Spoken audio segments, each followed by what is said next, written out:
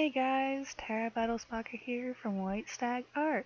Here is my new painting, the Nuclear Forest. So I started up with sketches a days, again, sketch a day, whatever. And I use that term loosely because I don't actually sketch them every day. I've been doing more detailed graphite drawing, and this one was like technically the first finished one I did. I actually did some clouds in pencil, which was kind of neat. I've never actually played with the multiple hardnesses of the lead, so it was kind of neat to see what I could do. But I liked the sketch so much, I decided to paint it. So I am a huge fan of the Fallout games. Some of you might already know that. I did a Fallout painting not too long ago before 4 came out. But I kind of like that I can't really explain it, you know, that kind of sad, apocalyptic feel. Well, post-apocalyptic. Anyway, like I remember seeing pictures of Chernobyl when I was a kid.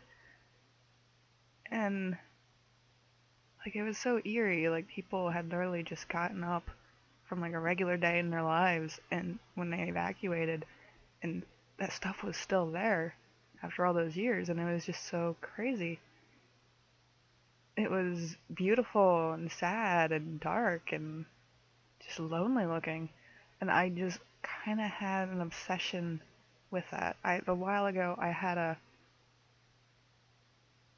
painting series, which I say series kind of loosely too, because there was only 2. I never continued with it, but I had all these ideas for them. I just didn't do it. So instead of, I might go back that route again, or I might just do more like this. I don't know. I don't know if I want to bring that series back or just call them something else, because this is a theme I'd still like to come back to. I don't know why. But this all started because I wanted to draw a girl with a pinwheel and apparently didn't want to just put trees in the background. It kind of took a left turn. And as I was making her, like, more ideas kind of came, and like, yeah, I haven't played Fallout 4 in probably a couple weeks. I don't, like, I had to take a break because I was spending way too much time playing the game. So there was definitely some influences in there. Like, I was thinking of, partway through, a glowing ghoul. Not like, my art is really stylized. For me to do a legitimate ghoul, like it would have been maybe a little weird. Like, I'm probably not going to do a super mutant, because super mutants look more male and they're huge and muscular. But this was kind of like a compromise. Granted, she's not really glowing, but I wanted to kind of maybe look like her eyes were a bit.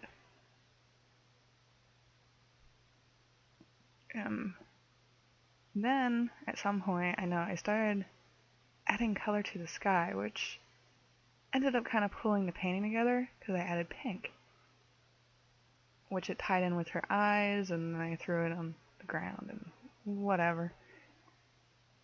But in Fallout 4, there's these, like, radiation storms with, like, lightning. And they're kind of annoying, because you're out and about, and all of a sudden you start getting, like, pretty much radiation poisoning, if you're unfamiliar with this series. And you gotta take your rat away. But there was pretty subtle, maybe not so subtle, inspiration from Fallout anyway. The game was still pretty fresh on my head when I painted this. Overall, I'm pretty happy with the way the painting turned out. Like, it was kind of a painting of experimentation again. I've been experimenting a lot. Like, I really enjoy painting my girls bigger like this. I was like reserving this size panels for when I do more complicated with like a lot of characters in it. But I really like them bigger. Like I look across the room, I can make out their facial features and whatnot, and it's pretty cool. You know, it's just a lot more detail. And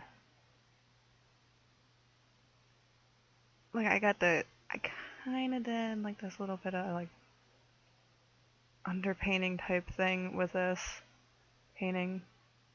Is kind of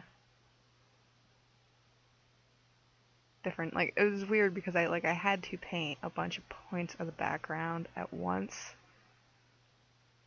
Like the smokestacks needed done before the clouds, but I needed to do the background, and it was just kind of like this weird jumble thing. So I painted different than I normally would. And once again, I painted around the character. I've been liking the way it turns out, because the character more ties in with the background instead of just transferring it on after I paint the background. Because sometimes I'll spend a lot of work doing some neat things in the painting, and then the character comes and just covers it right up. Like I had that happen in the Fallout painting.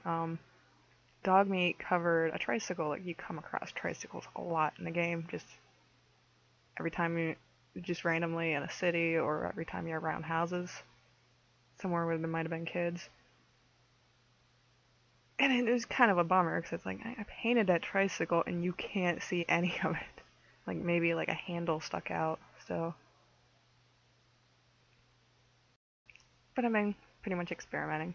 I'll talk about that probably in my Marco Polo painting soon. But anyway, thank you guys so much for watching. If you like what you see, do subscribe because I post videos a lot. At least weekly. I have 2 videos. Sometimes I might get behind for a week and then I'll have like a ton of videos to post. You can also follow me on Instagram, Twitter, Facebook. And I do have a Patreon. You can find the links below this video.